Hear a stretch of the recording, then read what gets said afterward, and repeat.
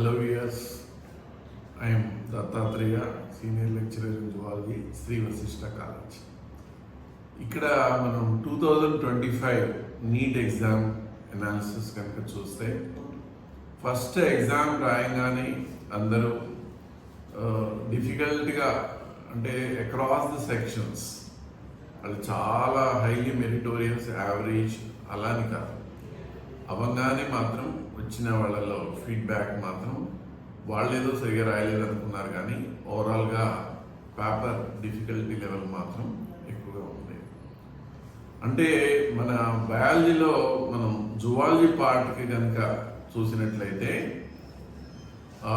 మనకి జనరల్గా botany 45 zoology 45 అన్నట్టుగా చూస్తే మనం జువాలజీ పరంగా చూసుకునేవి ఒక 41 బిట్స్ దాకా మనకి జువాలజీ టాపిక్స్లో మనం డీల్ చేసుకునేవి కవర్ అయ్యాయి.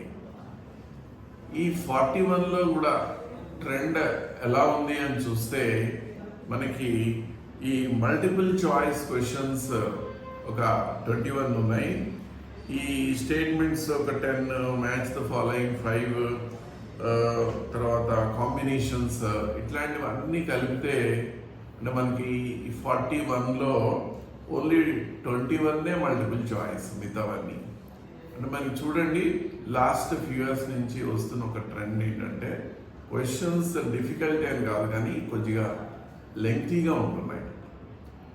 అయితే మేము వశిష్ట కాలేజీలో స్టూడెంట్స్ దగ్గర తీసుకున్న ఫీడ్బ్యాక్ బట్టి వాళ్ళ పాయింట్ ఆఫ్ వ్యూలో కూడా మనం ఆలోచిస్తే ఓవరాల్గా జువాలజీ పరంగా చూస్తే ఒక 5 క్వశ్చన్లు డిఫికల్టీగా ఫీల్ అయ్యారు.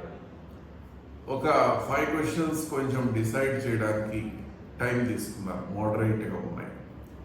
ఇక మిగతావి ఈజీ అంటే మనం చెప్పుకుంటాం టఫ్ అని, కానీ టఫ్ అని ఫీల్ అయ్యేది అన్ని క్వశ్చన్లు కాదు, ఈ 5 క్వశ్చన్లు. కాకపోతే కొంతమంది ఏం చేస్తారంటే అది ఒక ఎగ్జాంపుల్ చూద్దాము. పెడిగ్రీ అనాలిసిస్ మీద మనకి క్వశ్చన్ ఉంది.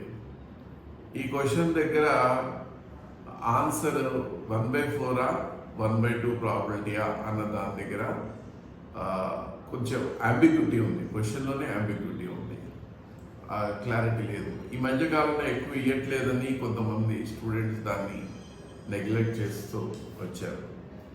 ఎప్పుడు కూడా నీట్ ఓరియంటేషన్లో మనం వశిష్ట కాలేజీలో చెప్తుంటాము, ఇది ఇంపార్టెంట్ అది ఇంపార్టెంట్ కాదు అని నెగ్లెక్ట్ చేయకండి, మన సిలబస్లో అన్నీ కూడా ఇంపార్టెన్స్ ఇచ్చి జాగ్రత్తగా చదవండి అని.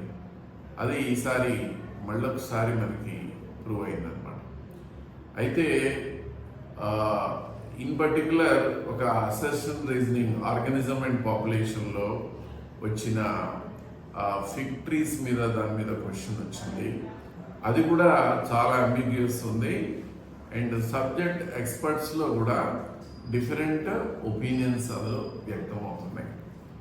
దానికి క్వశ్చన్ ఆన్సర్ ఎట్లాగా అన్న దాంట్లో ఈ 2 క్వశ్చన్ల విషయంలో కొద్దిగా ఎక్కువ ఇబ్బంది పడ్డారు. అట్లాగే మనము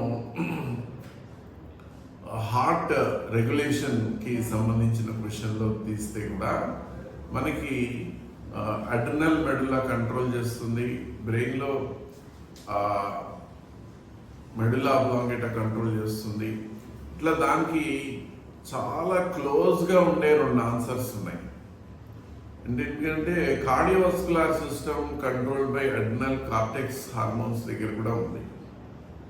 అది కలిపి తీసుకోవాలా తీసుకోకూడదా అన్న విషయంలో వాళ్ళు డెసిషన్ చేసుకోవడంలో ఇబ్బంది పడ్డారు. అయితే మనం జనరల్ కంట్రోల్ కార్టెక్స్ ఉంది కానీ ఓవరాల్గా చూస్తే బీపీ ఇమీడియట్గా ఇంక్రీజ్ చేయడంలో మెడులానే కాబట్టి అలాంటి స్టూడెంట్స్ తొందరగా ఇచ్చేయగలిగారు. అయితే బాగా ఎక్కువ ఫోకస్డ్గా జాగ్రత్తగా టెక్స్ట్ బుక్ లైన్స్ ఫాలో అయిన పిల్లలు అంత ఇబ్బంది పడలేదు. కాకపోతే 1-2 దగ్గర ఇందాక చెప్పుకున్నాం కదా, పెడిగ్రీ అనాలిసిస్లో అది ఎక్స్ లింక్డ్ రెసెసివ్ క్యారెక్టరా ఆటోజోమల్ రెసెసివా అన్న హింట్ ఇవ్వకుండా క్వశ్చన్ ఇచ్చాడు. ఆటోజోమల్ రెసెసివ్లో ఆ క్వశ్చన్లో అడిగినట్టుగా ఎఫెక్ట్ కాకుండా క్యారియర్ ఉన్న వాళ్ళు ఎంతమంది వస్తారు అంటే అప్పుడు ఆన్సర్ ఒక రకంగా ఉంటుంది, హాఫ్ అవ్వచ్చు దానికి. ఇంకో రకంగా తీసుకుంటే ఎక్స్ లింక్డ్ రెసెసివ్ తీసుకుంటే టోటల్ ప్రాజనీలో 1/4 అవుతారు. మనం ఎందుకు ఎక్కువగా ఎక్స్ లింక్డ్ రెసెసివ్ అని తీసుకున్నామంటే వాడు ఇచ్చిన కింద డేటాలో క్యారియర్ అనేది ఫిమేల్ వాడు ఇండికేషన్ ఇచ్చాడు కానీ మెయిల్కి చేయలేదు. అందుకని ఇక్కడ పాయింట్ ఏంటంటే ముందు నుంచే పెడిగ్రీ అనాలిసిస్ అంటే కష్టమంది కొంతమంది అనుకుంటూ ఉంటారు, కానీ మన కాలేజీలో మనం బాగా దాంట్లో ట్రైనింగ్ ఇచ్చాము, క్వశ్చన్స్ కూడా బాగా ప్రాక్టీస్ చేయించాము. అది కానీ అందరూ పెట్టిన కీలో కూడా 1/4 పాసిబిలిటీ ఉంది, 1/2 పాసిబిలిటీ ఉందని రెండిటికి సబ్జెక్ట్ ఎక్స్పర్ట్లు అందరూ కూడా అసలు చెప్తున్నారు. అందుకని అక్కడ ఒక అంబిగ్యూటీ ఉంది. ఇందాక చెప్పుకున్నట్టుగా ఆర్గానిజం పాపులేషన్లో కూడా ఆ ఫిగ్ ట్రీ క్వశ్చన్ దగ్గర కూడా కొద్దిగా అంబిగ్యూటీ ఉంది. అయితే ఈ నియర్ బై ఆన్సర్స్ ఇప్పుడు మోడరేట్ అని ఇందాక చెప్పుకున్నాం కదా, ఇన్ విట్రో ఫెర్టిలైజేషన్ అన్న కాన్సెప్ట్ దగ్గర వాడు అది కాస్ట్లీ అవుతుందనా అంటే ఇది ఏది దానికి సంబంధించిన లిమిటేషన్స్ అని అడిగాడు. అంటే టెక్స్ట్ బుక్లో ఉన్న లైన్స్ని చదవడం చాలా ఇంపార్టెంట్ అని చాలామంది స్టూడెంట్స్ ఈ మధ్య ఫీల్ అవుతున్నారు. అది చాలా మటుకు కరెక్ట్, కానీ కాన్సెప్ట్ని కూడా అర్థం చేసుకోవాలని మేము స్టాఫ్ చెప్తూ ఉంటాం. ఎందుకంటే అప్లికేషన్ క్వశ్చన్స్ కూడా కొన్ని వస్తున్నాయి. బయాలజీలో అప్లికేషన్ క్వశ్చన్స్ రావు అని అనుకుంటూ ఉంటారు. ఒక చాలా మందిలో మిస్కన్సెప్షన్ ఉంది. అందులో పక్కాగా ఓన్లీ చదివిందే కాకుండా అప్లికేషన్ కాన్సెప్ట్ ఓరియంటెడ్ దాంట్లో ఇలాంటి ఇన్ విట్రో ఫెర్టిలైజేషన్ అన్న కాన్సెప్ట్ దాని మీద కూడా వచ్చింది. అలాగే ఎక్స్క్రీటరీ సిస్టంలో డయాగ్రామ్ ఇచ్చి అది డిఫికల్ట్ క్వశ్చన్ కాదు అది, కానీ ఆ ఎగ్జామ్ టైంలో ఆ కొంచెం టెన్షన్ మూడ్లో ఉంటారు కదా, ఆరో మార్క్స్ అటు ఇటు ఉండడం డీసీటీ పీసీటీ మీద క్వశ్చన్ వచ్చింది, చాలా మంచి క్వశ్చన్. కానీ సబ్జెక్ట్ బాగున్న వాళ్ళందరూ అది ఏమాత్రం కూడా కన్ఫ్యూజ్ కాలేదు. జెనెటిక్స్లో కూడా పాలిజెనిక్ ఇన్హెరిటెన్స్ అనేది చక్కగా అందరూ చదివి ప్రాక్టీస్ చేస్తుంటారు, కానీ అక్కడ మెండీలియనా నాన్ మెండీలియనా అన్న క్వశ్చన్ ఫ్రేమ్ చేసి అడిగారు. ఇది బేసిక్గా మెండల్ అంటే ఒక క్యారెక్టర్కి 2 అలీల్స్ ఆర్ 1 జీన్ కాన్సెప్ట్నే చెప్పారు కాబట్టి దాన్ని ఈజీగా ఐడెంటిఫై చేయగలగాలి. అలాగే ఎకనడమ్స్లో వాటర్ వాస్కులర్ సిస్టమ్స్ మీద క్వశ్చన్ కూడా కొంతమంది క్లోజ్లీ రిలేటెడ్ దాని మధ్యలో కన్ఫ్యూజ్ అయ్యారు. అంటే అది మనకి టెక్స్ట్ బుక్ వర్డింగ్స్ గుర్తు తెచ్చుకున్నట్లయితే ఫుడ్ క్యాప్చర్ అండ్ ట్రాన్స్పోర్ట్ అనే వర్డ్ ఉంది, ఎక్స్క్రీషన్కి నో స్పెషల్ సిస్టమ్ అని ఉంది. అది ఎలిమినేట్ చేసిన వాళ్ళు ఇబ్బంది పడకుండా పెట్టారు. అది అంటే ఇక ఫ్రాగ్ అంటే ఇక్కడ ఇంపార్టెంట్ ఇంకొక కాన్సెప్ట్ ఇందాక కూడా చెప్పుకున్నాము. ఇది ఈ సిస్టము లేదా ఈ టాపిక్ చాలా ఇంపార్టెంట్, ఇది అన్ఇంపార్టెంట్ అని ఎవరికి వాళ్ళు ఈ రకరకాల వీడియోలు అనాలిసిస్ చూసి వాళ్ళు ఒక చార్ట్ తయారు చేసుకుని చదువుకుందాం అనుకుంటే వాళ్ళంటి వాళ్ళు దెబ్బతినే అవకాశం ఉంది. ఎందుకంటే హ్యూమన్ ఫిజియాలజీ బాగా చదువుకుంటే ఆ ఒక దాంట్లోనే మ్యాక్సిమం క్వశ్చన్లు వస్తాయి కదా, మినిమం 15 to 16 అందులోనే వస్తాయి, మ్యాక్సిమం స్కోర్ చేయొచ్చు అని ఒక అనాలిసిస్లో ఉంటారు.